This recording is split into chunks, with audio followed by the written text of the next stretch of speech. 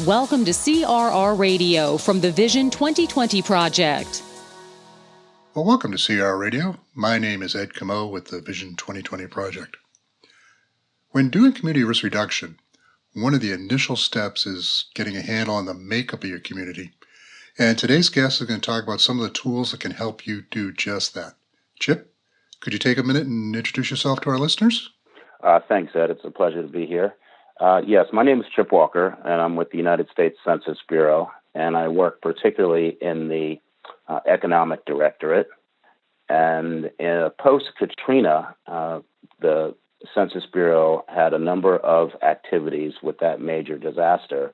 And coming out of that, we sort of did a introspective look at how we were organized in responding to disasters. And out of that came what's called the Emergency Preparedness and Response Team, and I am a co-lead of that team. And our purpose is to help the Census Bureau respond in the most efficient and quickest manner possible for all the areas of disaster response. So in the pre-stages, in the planning, in the response, and in the recovery aspects. And so we try to leverage all the resources of the Census Bureau and provide them in a very logical method so that people can get the data as quickly as possible.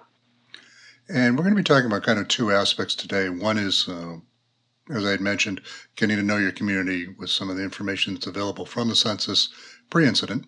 And the other one's going to be, as you were just talking about, what you can do during emergency response. But so first, let's focus on the pre-event kind of data that people can pull up. Community risk reduction is all about knowing your community. And while many first responders may intuitively feel that they do, in looking at the U.S. Census Bureau's website, there's just a ton of resources available to help them in getting a better handle on their community. Can you go over some of those? Sure. Let me preface this as people think about the type of data that I'm going to talk about. Is that one thing that the Census Bureau can't do because of privacy concerns is we are unable to give you any data on a particular individual, a particular household, or a particular business. So we have to aggregate the data up to a level that will not allow any individual household or business to be identified. With that being said, we do have really an overwhelming amount of data. I call it, we're talking about fire departments and such. So to use the analogy, to look at the Census Bureau data all at once is sort of like just opening up a fire hydrant and just letting it blast out. And then what we try and do at the EPRT and throughout the Bureau is to take this fire hydrant of data, apply tools to it, understand what the customer needs are, and sort of get it all the way down to like it's a manageable water fountain so that you can get the information that you need and that you can understand it, you can get it as quickly as possible. So that being said, we have data that really goes across the spectrum. A lot of people know the Census Bureau for its demographic data. We also have a tremendous amount of economic data on businesses, and all of these can be valuable at the local level. So demographic data, of course, we have lots of population data. And depending on the particular survey that you're looking at, it will depend on the level of geography. You can go down to census tract, it can go down to census block, or it can even go down to blocks, depending on what the data variable is that you're looking at. So we have things on population, on age, on ethnicities. We have things on education levels, employment, and then we have lots of information on homes. And then within each of those categories, we have even more data that you can drill down even further, from whether they have vehicles at home, what the primary language is being spoken in the house, and then we can flip over to the business side and we can tell you a lot about the nature of the businesses, what industry in a particular area could be most affected by a major disaster, and things of that nature, Ed. And how would people access this kind of data? So we have a number of different tools that are easy to use. Some are a little more technical, and one of the things that we strive at the Census Bureau all the time is to make our data available not only to those that are experts and are professionals in sort of the data mining business, but to the casual user that just may log in every now and then or on the weekend to get data. And we have tools that span that entire spectrum. We're in the process of sunsetting the American Fact Finder to a new, very robust and very, really excellent tool, data.census.gov. We have other tools. One of the two primary tools that we use in emergency management is we have a tool that's called On the Map for Emergency Management. It's an automated tool that you go and you can kind of get a quick snapshot of the entire emergency management landscape of the United States. And then you can click on various events. So you can see hurricanes, you can see wildfires, floods, major snow emergencies, and then you can click on these events and you can get various characteristics of the communities of that particular event. That's an automated tool. We've worked very closely with a number of other federal agencies to get automatic feeds so that it's not a labor-intensive tool. You log on, and if FEMA's delivering, if FEMA has declared, for example, with the California earthquakes recently, if FEMA has declared certain areas, disaster areas by county, we have tapped into that feed, and when FEMA declares it, then it automatically shows up on this particular tool. We have other tools like Census Business Builder, which will allow you to build a region. So it's not automated. So it gives you the flexibility for planning purposes to say, what if these 5 counties in my region were hit by a particular disaster? What would that look like? And we can show you demographic and economic data at various levels of geography. So, for example, if you had a 5-county region and you wanted to look at those in poverty at the census tract level, and you can look at that, you can set up filters, it's a really dynamic tool that we have found that people at FEMA and other federal agencies have found very useful. And in a minute, I'd like to ask you to kind of walk us through perhaps an example of how somebody could use this in a jurisdiction. But one of the first questions I have is, really, how do you guys get all this data? You have a ton of data. How do you get it?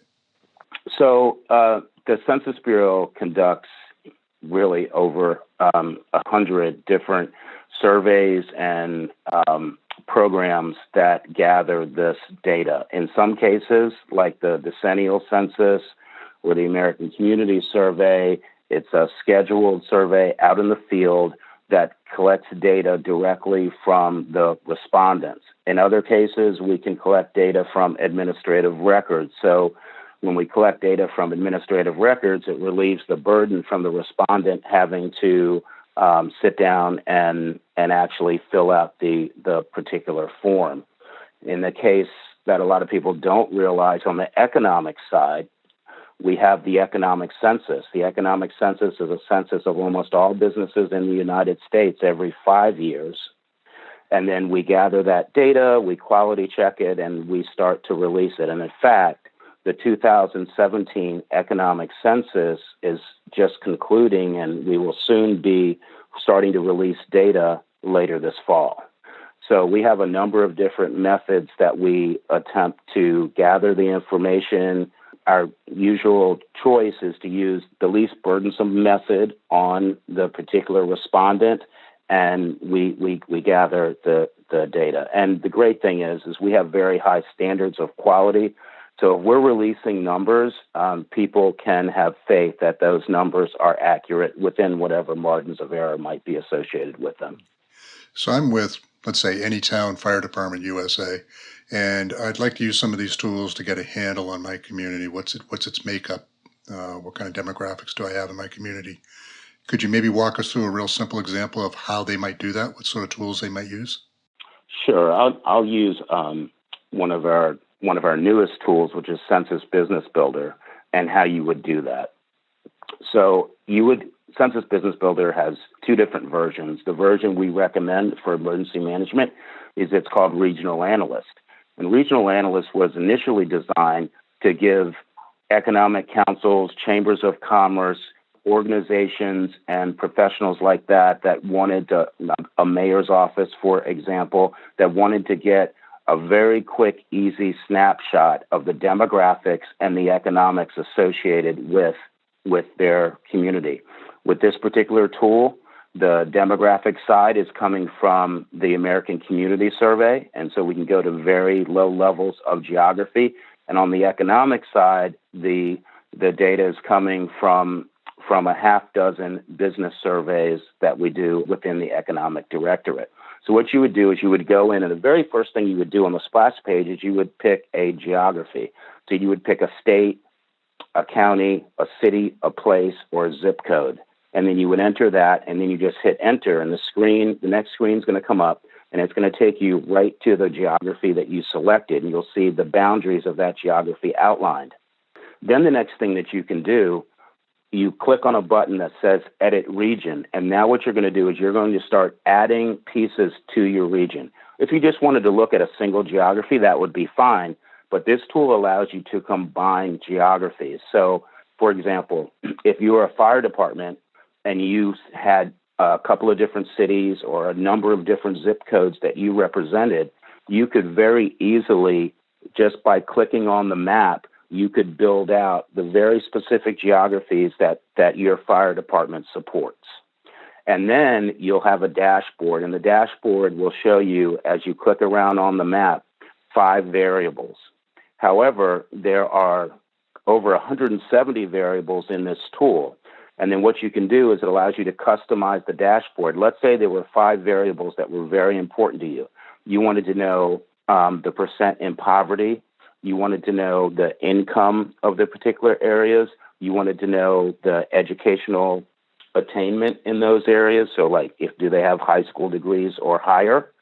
And maybe you wanted to know a business variable. What are the total number of employees in that particular area? So you could build out this customized 5-variable dashboard. And as you click around on the map, that dashboard actually changes to reflect the current geography that you're actually looking at. And of the 170 variables, you can always go back and change them. Now, once you're done doing sort of your exploring, what you can then do is you can create a report. You can have 2 choices to create a report. You can create a report of the aggregate, so it's going to be all of the geographies that represent your particular fire department district, for example, and you can look at that report, or you can look at individual reports for the individual pieces that make up your particular fire department district. And then that just allows you to compare and to understand. Now, the one thing that we don't try and do is we don't try and tell you what variables are important to you. So when you get the report, you're going to get all 170 variables if they're available. I will say that at low levels of geography, so when you get below city and place, you lose a lot of the economic business variables for privacy reasons. It's much easier to go lower in geography when you're looking at the population, because there's a tremendous amount more of people than there are businesses in the country. And so once you get down to certain levels of geography, you lose some of the business data. But our demographic data, in this particular tool, you can take all the way down to the census tract level. You can also filter with this tool. So you can go to a filter part of the tool where you can create up to 7 filters. So you can say, I want to look at poverty, and I want to look at it in this range. I want to look at high school or greater education. I want to look at it in this range. I want to look at disabled, the disabilities, and I want to look at it in this range. I want to look at seniors, so I want to look at 65 years or older in this range, and another vulnerable population might be children 5 and under, and I will look at it in this range. And so you can set up all these ranges in this filter, and then you hit enter, and it's actually going to show you on the map which areas of your district meet the criteria that you just set up. And so it's a really dynamic tool. You can, of course, download the data in several different file formats. You can create a bookmark. So let's say, Ed, you went and you looked at something, you said, wow, this is telling a story here. I want to send it to someone, to a friend or a work colleague or the fire chief or whatever. You can bookmark all the work that you just did, and you just send them the link, and then they'll be able to see exactly what you were looking at. Well, I got to tell you, I'm really amazed because I am not a heavy user of the census. I've just started getting into your website, and I'm amazed at what I found, and I'm even more amazed at what you're just telling me. It is indeed like trying to drink from the fire hose, trying to handle all this data. It is, and a lot of times we find, and I was reading earlier a lot of the Vision 2020 documentation, and that's awesome. But what I find is a lot of people say the Census Bureau is a great place to go and get data, and they give the link to census.gov. That's where we try and help out. Go to census.gov, and we are constantly refining the landing page, the way to find data, but it can at times be overwhelming. And so we try and as much as we can to provide tools that help the person get to the data that they need. So tools like Census Business Builder, the New American Fact Finders will be data.census.gov, and other tools. We're constantly working to try and make those easier to use, because there's nothing more frustrating than to come to any website, but let's just talk about census.gov, and not be able, the data is there somewhere, but you just can't find it. Right. And for our listeners, I'll be including links to everything that Chip is talking about in the show notes below, so you'll be able to get, drill down to some of these tools he's talking about more directly. One of the terms you use, too, that I've always been curious about is a census tract or census block. How is that defined?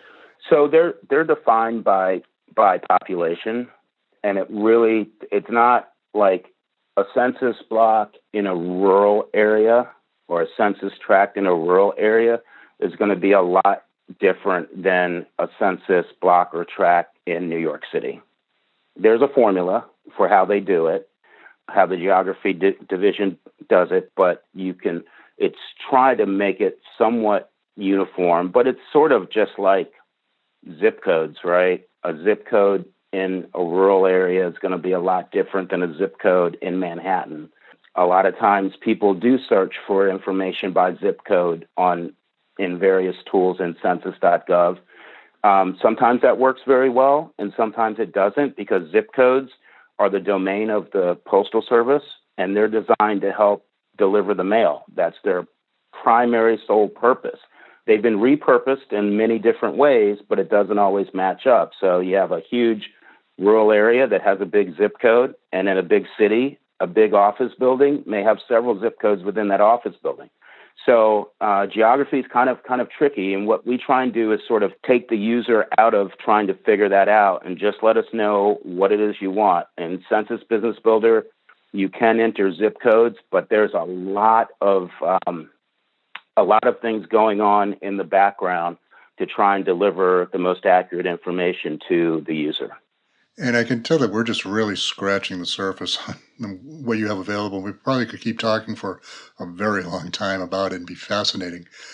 But I'd kind of like to flip the switch here a little bit and talk about emergency has happened. How can the Census Bureau help a local jurisdiction when an emergency happens, such as, like you'd mentioned, the earthquakes in California, wildfires, or even just on a smaller scale? What kind of tools do you have that might help them out? Let's take a large-scale disaster, for example.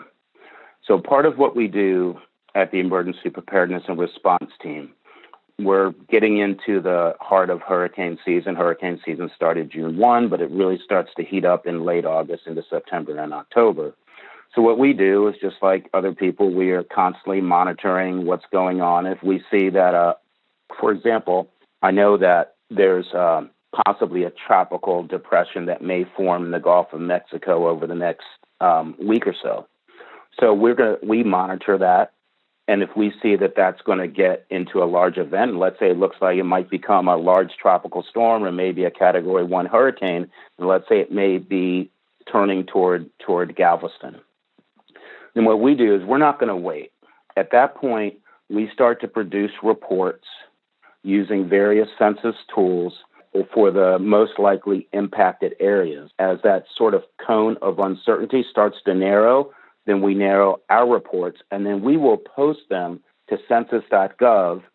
Depending on the size of the event, it might be right on the front page, or you might have to go look on the emergency preparedness page, And so then localities can go right away and start looking at that. Another thing that we do is governors tend to declare states of emergency ahead of when the federal government does.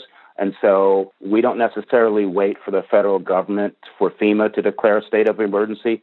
We will go and look at what the governors are saying, that these impacted counties are the ones that we're most concerned about, and we'll produce demographic and economic reports based on what the governors are saying, because they tend to be, rightly so, first out of the box. And then we will sort of follow that. So that's one way that we try to be proactive. Now, for example, what just happened on July 4th and then the next day with the earthquakes in California, so that's a no-notice event. You don't know it's coming, unlike a hurricane. And so therefore react. So over the weekend, we built reports. At this time, it was just for Ridgecrest City and then the county that it's in, which is Kern County, California. And we are in the process of posting that to census.gov so people can go in and get the information. But that information days ago was forwarded to various offices within FEMA. And then we let them know that these are the demographics and the economics. Not all of them, again, not all of them, because we have thousands of variables, but these are the ones that probably 85% of what an emergency manager would want to look at, or we can show them. And then, of course, we take specific requests. Anyone can call up or email or get a hold of Census and say, hey, can you help me do this? The other thing that we do is we provide training, and we're always, and the training is no charge to the people that we train. So if you were a city government or a fire department and you wanted someone on your staff or multiple people on your staff, or you wanted to get a group of people together, so we're training, we want to be as efficient as possible, we can provide training. In some cases, we would do a webinar. So you just have to log on to your computer, and we can walk you through training you how to use the various tools. And then, so what we want to do is when it's an emergency, that's not the time to do the training. The time to do the training is before the emergency. When the emergency is ongoing or imminent, we're trying to push as much data out as possible. So all you have to do is click and look. Well, it's really amazing what you do have. And I mean, I think you hit the analogy right. It's like drinking from a fire hose with a lot of this data, but it looks like you've done a very good job too of making it more manageable for the local fire chief or the local jurisdiction on how to use this data, both pre-event and post-event. Well, that's the key. I mean, if the data is unmanageable, if it's too chaotic and you can't understand it, then it's not doing you any good. And so the Census Bureau, our leadership has always been pushing staff to make the data more manageable, more understandable, easier to access for our users, whether you're a high school student doing a research paper or whether you're a data analyst for a fire department and it's your full-time job. We want to make it easier for both of those extremes to use our data. Well, we've been talking with Chip Walker, who's the co-lead of the Emergency Preparedness and Response Team from the U.S. Census Bureau, about some of the great tools that are available to help you in your CRR efforts. And I'll be sure to include links in the show notes below for the podcast to all the things that Chip has been talking about. Chip, I really appreciate you taking the time to join us today. Ed, thank you. It's been a pleasure, and look forward to doing it again sometime. And if you haven't already been subscribing to CRR Radio, you can do it through your favorite podcast app, whether it's Apple Podcast, Stitcher, Overcast, or any other app. Just search for CRR Radio, hit the subscribe button, and you'll get CRR Radio automatically downloaded whenever we come out with a new episode. CRR Radio is a production of the Vision 2020 Project. It's edited by Rich Palmer and produced by me, Ed Camo. Thanks for listening, and we'll see you next time on CRR Radio. Thanks for joining us on CRR Radio from the Vision 2020 Project. For more information on community risk reduction, please visit us at www.strategicfire.org.